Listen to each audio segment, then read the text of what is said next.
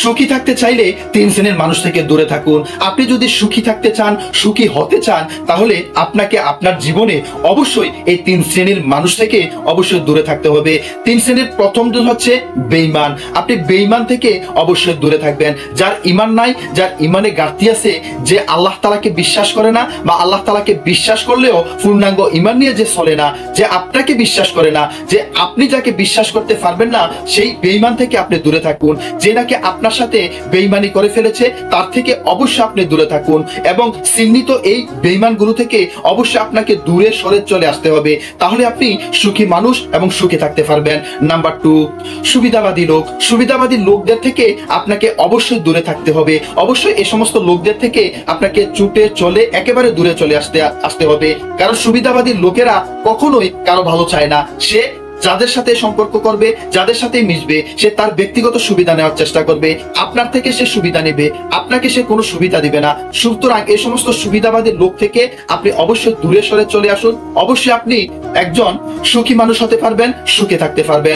Number 3, স্বার্থপর মানুষ থেকে আপনাকে অবশ্যই দূরে থাকতে হবে। আপনি যখন স্বার্থপর মানুষের সাথে চলাফেরা করবেন, সে আপনার সাথে ছলাকলা করবে, ছলাকলার কৌশল আপনার সাথে অবলম্বন করে সে আপনার থেকে তার স্বার্থ উদ্ধার করে নেবে। তার সফলতা অর্জনের জন্য সে আপনার থেকে স্বার্থ সিদ্ধি উদ্ধার করে নেবে। তার স্বার্থটাই সে আগে দেখবে, সে অন্য কারো স্বার্থ কখনো দেখবে না। এই যাবতীয় স্বার্থপর যে নাকি আপনাকে ব্যবহার করে, মানুষকে ব্যবহার করে নিজের স্বার্থ উদ্ধার করে নেয়, এই যাবতীয় স্বার্থপর থেকে আপনাকে দূরে সরে চলে আসতে হবে। না হয় আপনি সুখী মানুষ হতে পারবেন না। সুতরাং এই 3 ক্যাটাগরির মানুষ থেকে আপনাকে দূরে সরে চলে আসতেই হবে যদি আপনি একজন সুখী মানুষ হতে চান, যদি আপনি সুখে থাকতে চান। পৃথিবীর মধ্যে এই 5 প্রকারের স্ত্রীরা হচ্ছে শ্রেষ্ঠ স্ত্রী। নাম্বার 1, যে স্ত্রী নিজ স্বামীর রাগ হলে, অর্থাৎ তার স্বামীর রাগ হলে চুপ থাকে, অর্থাৎ স্বামীর রাগের সময় যে স্ত্রী চুপ থাকে, ওই স্ত্রীকে পৃথিবীতে শ্রেষ্ঠ স্ত্রী হিসাবে ধরা হয়।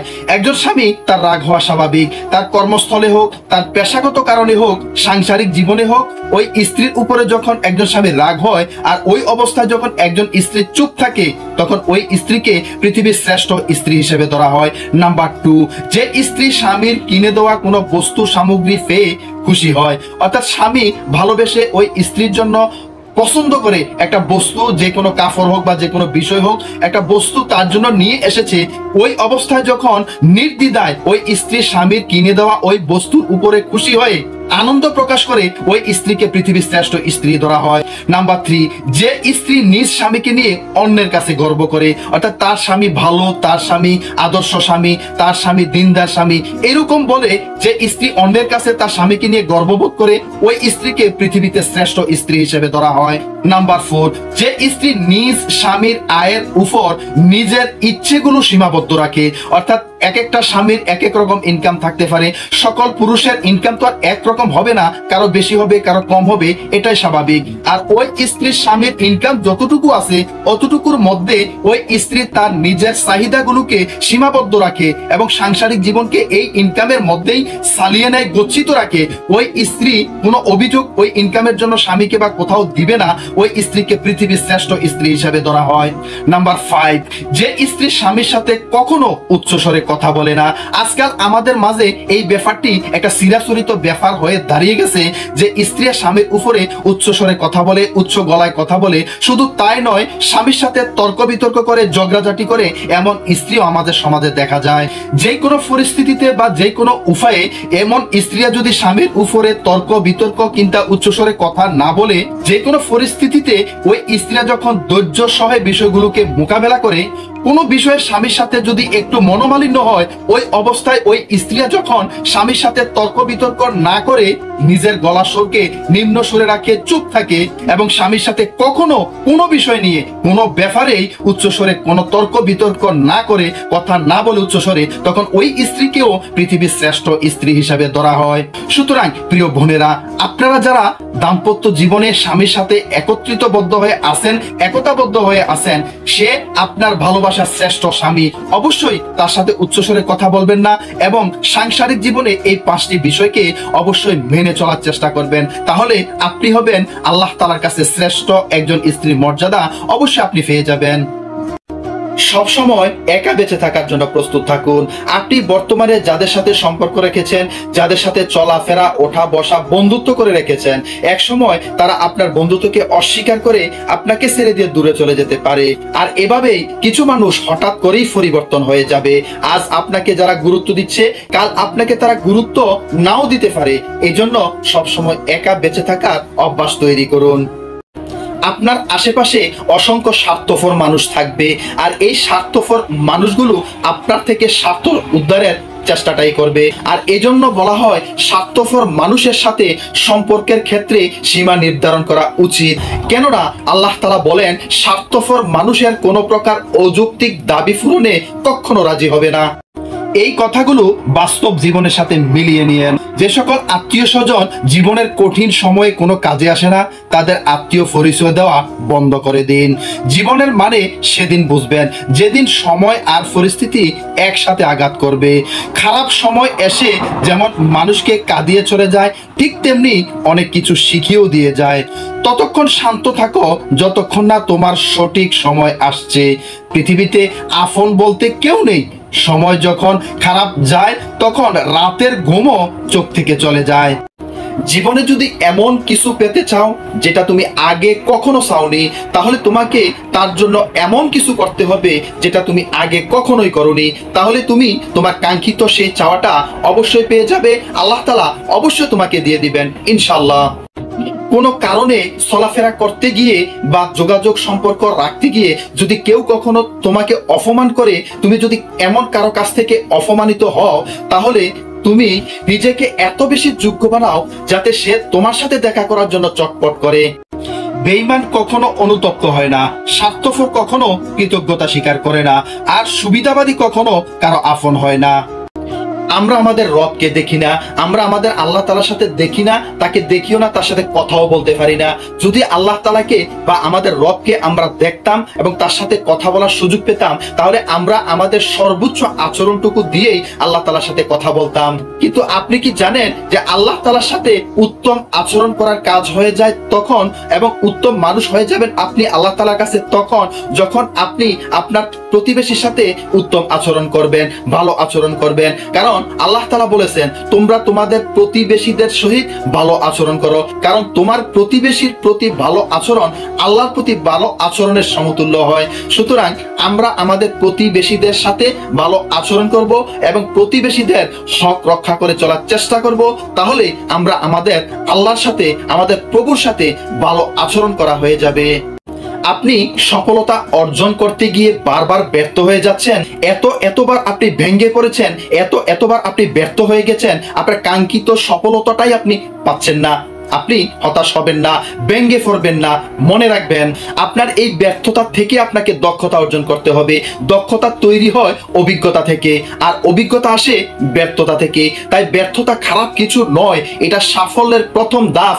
আপনাকে যখন সফলতা অর্জন করতে হবে, তাহলে আপনাকে কয়েকবার এই সফলতা অর্জনে ব্যর্থ হতে হবে। তাহলেই একটা সময় আপনি কাঙ্ক্ষিত বড় ধরনের সফলতা অর্জন করতে পারবেন।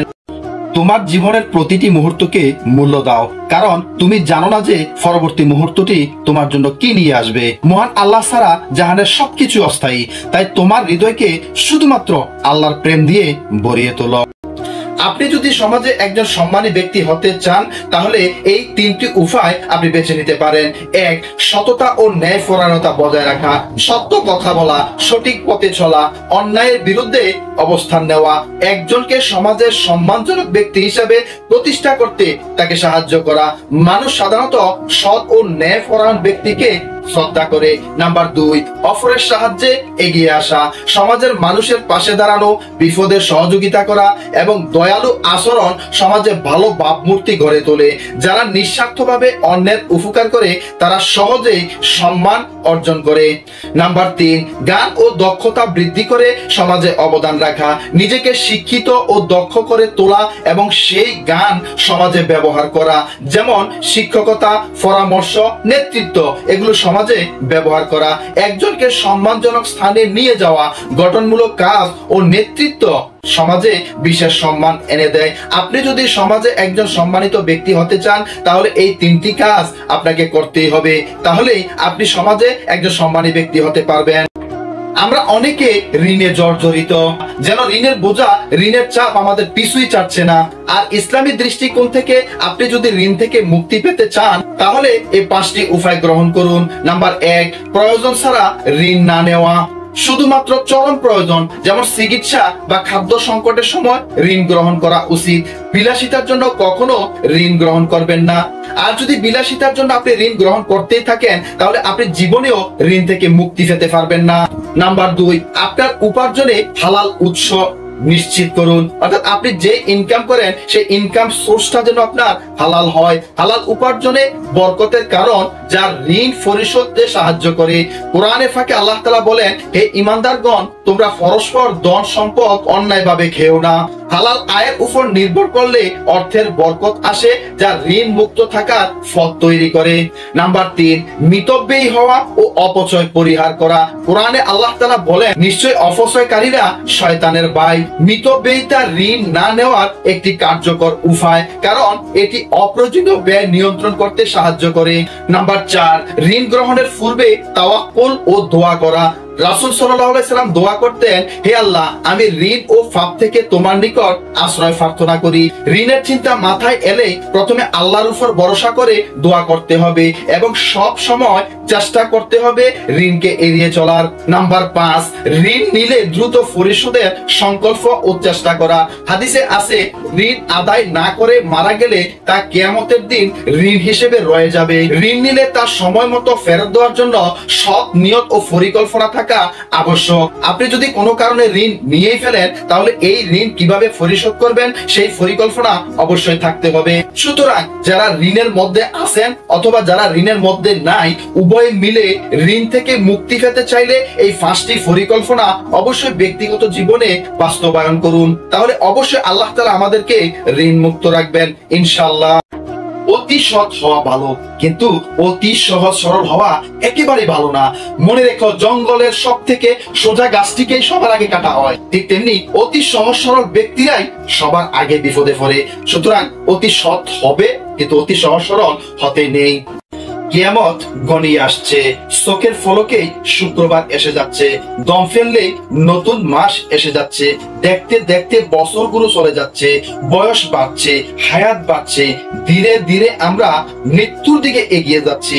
অচিরে সবকিছু শেষ হয়ে যাচ্ছে, নিজের জন্য কিছুই করতে পারলাম না। কি নিয়ে দাঁড়াবো হাসরের ময়দানে? হে আল্লাহ, আপনি আমাদের মাফ করে দিন। মৃত্যুর পরে যাতে হাসরের ময়দানে আমল নিয়ে দাঁড়াতে পারি সেই তৌফিক দান করুন, আমিন। একটি বাসের পিছনে লেখা ছিল, তুমি হয়তো আজ রাস্তায় খুব দ্রুত চলছ, অন্যদের ওভারটেক করছো, হর্ন বাজিয়ে এগিয়ে যাচ্ছ, কিন্তু একবার ভাবো তো, এই দুনিয়ার রাস্তায় গতি দিয়ে যদিও পৌঁছে যাওয়া যায়, আখিরাতের পথে গতি দিয়ে কিছুই হবে না। সেখানে শুধু হিসাব চলবে, তোমার নামাজ, রোজা, আমল। গতি নয়, তাকওয়াই হবে তোমার গন্তব্যের একমাত্র মানচিত্র। সুতরাং দুনিয়ার যত গতি তত ক্ষতি, আখিরাতের যত গতি ততই উন্নতি। পৃথিবীতে যত ধরনের মানুষ আছে যাদেরকে আপনি বিশ্বাস করেন, তবে ভুলেও এই 3 প্রকার মানুষকে কখনো বিশ্বাস করবেন না। এই 3 প্রকার মানুষকে যদি আপনি বিশ্বাস করেন তাহলে আপনি দুনিয়াতে এবং আখিরাতে ঠকেই যাবেন। নাম্বার 1, লোভী মানুষ। লোভী মানুষকে আপনি কখনো বিশ্বাস করবেন না। যারা সবকিছুতে নিজের লাভ খোঁজে, তারা বিপদের সময় আপনাকে ছেড়ে দিতে পারে। লোভে পড়ে তারা যে কোনো ভুল বা বিশ্বাসঘাতকতা করতেও পিছু পা হয় না। নাম্বার 2, মিথ্যাবাদী মানুষ। যারা বারবার মিথ্যা বলে, কথায় কথায় মিথ্যা বলে, তাদের সত্য মিথ্যার পার্থক্য ধরা কঠিন হয়। একজন মিথ্যাবাদীকে কখনোই পুরোপুরি বিশ্বাস করা নিরাপদ নয়। নাম্বার 3, চরিত্রহীন বা নীতিহীন মানুষকে কখনো বিশ্বাস করা যায় না। যাদের নৈতিকতা বা মূল্যবোধ নেই, তারা সুযোগ ফেলে বিশ্বাস ভঙ্গ করতে পারে। এদের কাছে সত্য মিথ্যা ভালো মন্দের কোনো গুরুত্ব নাই। এই ধরনের মানুষদের প্রতি সতর্ক থাকা উচিত। তবে মনে রাখবেন, মানুষ পরিবর্তনশীল এবং পরিস্থিতি অনুযায়ী বিচার করাটাই উত্তম। এই 3 ধরনের স্বভাব আছে এমন মানুষদের থেকে সতর্ক থাকুন এবং এদেরকে কখনোই বিশ্বাস করবেন না। যখন তুমি অন্য দেশে গমন করো, একটা কথা অবশ্যই স্মরণ রেখো, অন্য একটা দেশে তোমার জন্য আরামদায়ক করে কোনো কিছু তৈরি করা হয় না, বরং সেটি তৈরি করা হয় সেখানকার মানুষের জন্য আরামদায়ক করে। আর তুমি যখন অন্য দেশে গমন করবে কাজের উদ্দেশ্যে, সেখানে যখন তুমি কাজ করবে, সেখানেও তুমি তোমার নিজের জন্য আরামদায়ক করার জন্য কাজ করবে না, সেখানেও ওই দেশের মানুষের জন্যই তুমি আরামদায়ক করে কাজ করবে। সুতরাং নিজের দেশকে জানার সর্বোত্তম উপায় হলো নিজের দেশ ছেড়ে অন্য দেশে গমন করা। তুমি যখন অন্য দেশে গমন করবে, ওখানে যখন কাজ করবে, তখন ঠিক তোমার নিজের দেশের প্রতি তোমার মায়া মহব্বত আসবে, নিজের দেশের প্রতি তোমার ভালোবাসা আসবে। তবে তুমি আজ প্রিয় জন্মভূমির মায়া ত্যাগ করে প্রবাস জীবনে গিয়েছ, তোমার পরিবার, তোমার বন্ধু, পাড়া প্রতিবেশী সকল সুবাদ্যনের কাছ থেকে তুমি বিদায় নিয়েছ। যদিও তোমার বিদায় নিতে অনেক কষ্ট হয়েছে, কিন্তু নিয়তির কারণ তোমাকে ওখানে চলে যেতেই হবে। কারণ ওখানে যেতে হবে তোমাকে তোমার রিজিকের সন্ধানে, ওখানে যেতে হবে তুমি তোমার পরিবার, পাড়া প্রতিবেশী, তোমার দেশের অর্থনৈতিক চাকাকে সচল করার জন্য। সুতরাং তুমি ওখানে গিয়েছো, তোমার জন্য তোমার এই দেশের সকলেই দোয়া করবে। ভালো থাকুক সকল প্রবাসী ভাই ও বোনেরা। মানসিকভাবে আপনি অশান্তিতে আছেন, আপনার শান্তি যেন তেমন একটা নাই, অর্থাৎ আপনি জীবদ্দশায় জীবন পরিচালনায় তেমন শান্তি পাচ্ছেন না, মানসিকভাবে আপনি খুবই অশান্তি ভোগ করে যাচ্ছেন। আপনি যদি মানসিকভাবে শান্তি পেতে চান, তাহলে এই তিনটি উপায় অবশ্যই গ্রহণ করুন। নাম্বার 1, ধ্যান ও প্রার্থনা। প্রতিদিন কিছু সময় নিরিবিলি বসে ধ্যান করুন, এতে মন শান্ত হয়। নিয়মিত প্রার্থনা বা আল্লাহকে স্মরণ করুন। অবশ্যই আল্লাহ তাআলার জিকির করতে থাকবেন, আল্লাহ তাআলার কাছে দোয়া করতে থাকবেন। অবশ্যই আল্লাহ তাআলা আপনার এই ধ্যান এবং প্রার্থনাকে গ্রহণ করে নেবেন এবং এতে আপনি মানসিকভাবে শান্তি পাবেন। নাম্বার 2, নেতিবাচক চিন্তা থেকে মুক্তি। অতীতের কষ্ট, হিংসা বা দুঃখকে ক্ষমা করে দিলে মন হালকা হয়। ইতিবাচক চিন্তা চর্চা করলে জীবনের প্রতি দৃষ্টিভঙ্গি বদলে যায়। আপনার ভিতরে যদি নেতিবাচক চিন্তা থাকে, আপনার ভিতরে যদি টেনশন থাকে, এগুলো থেকে মুক্তি পেতে ইতিবাচক চিন্তার মধ্যে চলে আসুন, তাহলে অবশ্যই আপনি মানসিকভাবে শান্তি পাবেন। নাম্বার 3, সাধারণ জীবনযাপন ও কৃতজ্ঞতা। অনর্থক প্রতিযোগিতা ও ভোগ বিলাস এড়িয়ে সরল জীবন যাপন করলে মানসিক চাপ কমে। প্রতিদিনের জীবনের ছোট ছোট ভালো জিনিসগুলোর জন্য কৃতজ্ঞতা প্রকাশ করলে মানসিক শান্তি আসে। আপনি যদি মানসিক শান্তি পেতে চান, তাহলে এই তিনটি উপায় অবশ্যই গ্রহণ করুন এবং এই তিনটি উপায় মতে নিজের জীবন পরিচালনা করুন। অবশ্যই আল্লাহ তাআলা আপনাকে মানসিক শান্তি প্রদান করবেন। স্বামী হচ্ছে এমন একজন মানুষ যার সাথে রক্তের কোনো সম্পর্ক না থাকলেও তার প্রাধান্য ইসলামের জন্মদাতা পিতামাতার চাইতেও বেশি। তিনি একমাত্র এমন একজন মানুষ যার কাছে সবকিছু শেয়ার করা যায়, যার কাছে কোনো কিছুই গোপনীয়তার প্রয়োজন হয় না, যার সাথে জীবনের শেষ নিঃশ্বাস পর্যন্ত একসঙ্গে থাকা যায়। আর স্বামী ছাড়া একজন নারীর জীবন সত্যি মূল্যহীন। আজকের বর্তমান এই সময় এসে মানুষ ধ্বংসের সবচেয়ে বড় কারণ হচ্ছে 7টি। তার মধ্যে 1 নাম্বারটি হচ্ছে দিনের বড় একটা সময় ফোনের মধ্যে ডুবে থাকা। অর্থাৎ আমাদের যে স্মার্টফোনগুলো বা আইফোনগুলো, যে আমাদের যে ট্যাবগুলো আছে, আমরা এগুলোতে কারণে অকারণে দিনের বিভিন্ন সময়ে আমরা এগুলো নিয়ে আসলে ডুবে থাকি, এগুলোর মধ্যে আমরা পড়ে থাকি। এই জন্য মানুষের এই 7টি অভ্যাসের মধ্যে একটি অভ্যাস হচ্ছে তার নিজের ধ্বংসের একমাত্র কারণ হচ্ছে তার হাতের এই ডিভাইস। দ্বিতীয় হচ্ছে জীবনের কোনো নির্দিষ্ট উদ্দেশ্য না থাকা। অর্থাৎ আপনার জীবনের যে জীবন চলাচল আছে, যে ফাথেও আছে, এই ফাথেওর মধ্যে জীবন চলাচলের মাধ্যমে জীবনের কোনো উদ্দেশ্য নিয়ে আপনি না চলাচল করা। 3 নাম্বার হচ্ছে সকালে নির্দিষ্ট সময়ের পর ঘুম থেকে না ওঠা। অর্থাৎ দেরি করে ঘুম থেকে যে ব্যক্তি উঠবে, তার ধ্বংসের একমাত্র কারণ হচ্ছে এই কারণটি। চতুর্থত হচ্ছে যে কোনো কাজে উপদেশের অভাব ও অলসতা। অর্থাৎ আপনি যেই কাজটাই করতে যাবেন, এই কাজের মধ্যে কোনো উপদেশ থাকবে না, এই কাজের মধ্যে আপনার অলসতা থাকবে, এই কারণে আপনার ধ্বংস অনিবার্য হয়ে যাবে। 5 নম্বরে হচ্ছে নিজেকে অন্যের সাথে তুলনা করা। অর্থাৎ আপনি যেই মানের, যেই ক্যাটাগরির, এটা না ভেবে আপনি নিজেকে অন্যের সাথে তুলনা করলেন। অন্য লোক কিভাবে এত সফলতা পেল, সে কিভাবে এত আগিয়ে গেল, এই নিজেকে অন্যের সাথে তুলনা করা, এটাও নিজের জীবনের ধ্বংসের একটি কারণ। 6 নম্বরে হচ্ছে সঠিক মুহূর্তের অপেক্ষায় জীবনকে আটকে রাখা। অর্থাৎ সঠিক যে মুহূর্তটা, এই মুহূর্তটার জন্য আপনি অপেক্ষা করলেন, যে সঠিক মুহূর্তটা আমার জীবনে আসবে, আমার জীবনে টাকা আসবে, আমার জীবনে এই হবে সেই হবে, এটার জন্য আপনি অপেক্ষায় থাকলেন, এটাও কিন্তু একটা ধ্বংসের কারণ। কারণ আপনি সঠিক মুহূর্তের অপেক্ষায় থাকার কারণে আপনার সঠিক চেষ্টা, সফলতার চেষ্টা আপনি করলেন না, এটাও আপনার জীবনের মানুষের ধ্বংসের কারণে 7টির মধ্যে একটি। 7 নম্বরে হচ্ছে আগামীকাল থেকে শুরু করব, এই মিথ্যা ফলবলে নিজের জীবনকে সাজানো। সুতরাং এই 7টি অভ্যাসের সাথে যারা জড়িত, তাদের ধ্বংস অনিবার্য হবে। এটা একমাত্র দৃষ্টিগোচর হচ্ছে। আপনি যদি এই 7টি অভ্যাস থেকে বেঁচে থাকতে চান, দুনিয়ার জীবনে উন্নতি করতে চান এবং আখিরাতের পথে নিজেকে অটুট, অটল এবং সফলকামী হতে চান, তাহলে এই 7টি অভ্যাস নিজের জীবন থেকে ঝেড়ে ফেলে দিন। আল্লাহ তাআলার উপর তাওয়াক্কুল করে, আল্লাহর উপর ভরসা করে নিজের সঠিক বিষয়গুলো উক্তি করে সুন্দর পথে এগিয়ে চলুন, সুন্দর জায়গায় আগান, অবশ্যই আপনি সাকসেস হবেন হবেন হবেন ইনশাল্লাহ। আপনার প্রকৃত বন্ধুকে ইসলামের দৃষ্টিতে এরকম 5 জন ব্যক্তি আসলে আপনার প্রকৃত বন্ধু। নাম্বার 1, আল্লাহ ভীরু ও নেককার হওয়া। কোরআনে বলা হয়েছে তোমরা তাকওয়াশীল হও এবং সত্যবাদীদের সঙ্গ গ্রহণ করো। প্রকৃত বন্ধু সে যে নিজে আল্লাহ ভীরু এবং আপনাকেও সেই পথে চালায়। নাম্বার 2, সৎ উপদেশ প্রদানকারী। প্রকৃত বন্ধু আপনার ভুল ধরিয়ে দিবে, সংশোধনের উপায় বলে দেবে। রাসূল সাল্লাল্লাহু আলাইহি ওয়াসাল্লাম বলেছেন দিন হলো পরামর্শ। নাম্বার 3, দুনিয়া ও আখিরাতের কল্যাণ কামনাকারী। বন্ধু যদি শুধু দুনিয়ার স্বার্থ দেখে এবং আখিরাত ভুলিয়ে দেয়, সে প্রকৃত বন্ধু নয়। প্রকৃত বন্ধু এমন যে আপনাকে জান্নাতের পথে সাহায্য করে। নাম্বার 4, গোপন কথা রক্ষা করে এবং পেছনে সমালোচনা করে না। রাসূল সাল্লাল্লাহু আলাইহি ওয়াসাল্লাম বলেছেন মুসলমান মুসলমানে বাই বাই। সে তার প্রতি জুলুম করে না, তাকে অপমান করে না। নাম্বার 5, সৎকর্মে সহযোগী। কোরআনে বলা হয়েছে তোমরা সৎকর্মে ও তাকওয়ায় একে অপরকে সাহায্য করো এবং গুনাহ ও শত্রুতা থেকে একে অপরকে সাহায্য করো না। সুতরাং আপনার প্রকৃত বন্ধু এই 5 প্রকারের লোকে হতে পারে।